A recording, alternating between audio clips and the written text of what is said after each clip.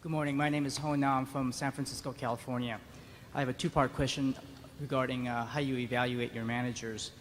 In your annual report, you wrote that Berkshire Hathaway owns good to great businesses and employs great to great managers, and we're thankful for that. When you hire a manager or evaluating the management team of a business you're thinking about buying, what are the qualities you look for? And some of your managers were entrepreneurs who started their businesses from scratch when their business models were unproven, and some of them took over businesses that were already performing well when they took charge. What are the qualities of a great entrepreneur that might be different from those of a manager who can be great at running a company that's established but may not be able to start a business from scratch and tinker around with a business model and figure out how to make it successful? Yeah, well, we love managers that have a passion for their business. And when we're buying a business, we have to ask ourselves, do they love the money or do they love the business? If they love the money, there's nothing wrong with that, but they probably wouldn't be running the business for us a year or two down the road.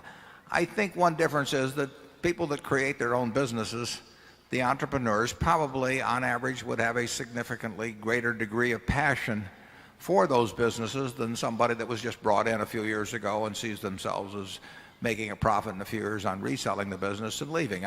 You'll find exceptions in both camps, but we've had terrific luck with the entrepreneurs who basically love their businesses the way I love Berkshire. I mean, they are not going to let anything happen to their businesses. They can, they'll tell me to butt out if I'm going to screw up something in their operations, and they don't regard them. I mean, in a certain sense, I mean, they know they're part of Berkshire, but they regard them in a certain jealousy almost as being their businesses, and we love it that way. And we can spot it when we see it, and when we also can avoid it. We have never. I just got one in the other day, from an investment banker on somebody that wants to resell a business they bought a few years ago. Well, the chances that they haven't doctored up the figures in some way or trying to sell, I mean, it's a piece of meat to them, and if it's a piece of meat to them, what am I going to do with it? So if we make the proper judgment about the passion they have for their business, they're going to keep running. They may have a lot of money in the bank, but they're going to keep running the businesses for us because they love those businesses, and they really are motivated the same way I am. It wouldn't make any difference what I get paid. I'm identified in my own mind with how Berkshire does. Now, I really don't care how the rest of the world thinks about how Berkshire's doing. I mean, in other words, when we looked like we were out of step a few years ago, that really doesn't make any difference to me as long as I feel okay about how Berkshire is doing. But I do, that's how I measure what I'm doing every day, not by the price of the stock, but by what's going on in the business. And that's what we have, a group of managers like that. And I don't think there can't be a company in the country, in my view, that if you could figure out some way to measure the passion involved in terms of running their business, I don't think there's anybody that could come close to matching the quantity that we have managed to marshal together at Berkshire. It's been accidental over time, but it's really almost unique. I think it is unique. Charlie?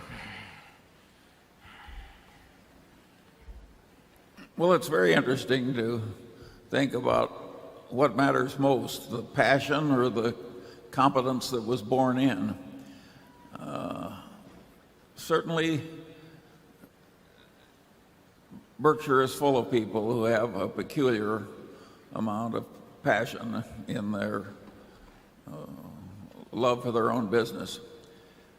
And I would argue that probably the passion is more important than the brain power. Yeah, by the time they get to us, if they were passionate but incompetent, they don't get to us. I mean, they're not going to be there unless they're competent. But the question is whether they had a passion for money or a passion for their business to some degree. And they all like money. I mean, and the reason, and they like it partly because it enables them to build the business they love. But they don't we're not going to see an incompetent but passionate manager by the time we start laying out a lot of money for a business. They got weeded out a long time ago, so I don't have to weed those out. But I do have to weed out the ones who want to cash a big paycheck and go off and do something else at some time. And like I say, we've had great luck at that. But we have literally, I mean, we see lots and lots of businesses usually owned by financial operator types, where it's absolutely clear that they have come in, they've leveraged it up, they've played games with the accounting, that is about run out, and they want to sell it. And interestingly enough, fairly often those are bought by other financial operators who think they're going to play the game a second time.